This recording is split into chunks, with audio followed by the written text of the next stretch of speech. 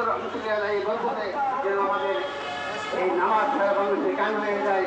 আমি হাফিজ হুজুর রহমতুল্লাহকে নামাজ পড়তে দেখছি, এইরকম নামাজ আমি অন্য কাউকে দেখি নাই। ব্যক্তিগত হিসেবে হাফিজ হুজুর যে নামাজ পড়তেন, এরকমের নামাজ তিনি হুজুর বয়ান করলেন, এইরকম নামাজ আমি হুজুর হাফিজ হুজুর থেকে পড়তে দেখছি।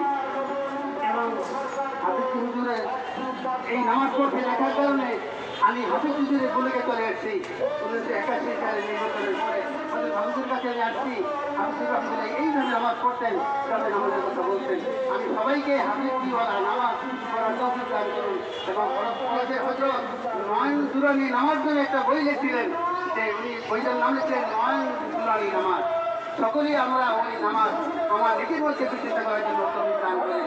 আমি আপনাদের সামনে সংক্ষিপ্ত বক্তব্য নিয়ে আসছেন বাংলাদেশ নামাজ বাস্তবায়ন কমিটির কেন্দ্রীয় দায়িত্বশীল হযরত মাওলানা কারি ফয়সাল আহমেদ।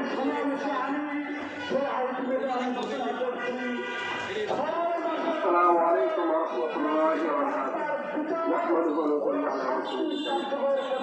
আলহামদুলিল্লাহ, মাননীয় প্রধানমন্ত্রী নিকট আমাদের নামাজ বাস্তবায়ন কমিটির পক্ষ থেকে বিশেষ দুটি দাবি। 1 নম্বর দাবি হচ্ছে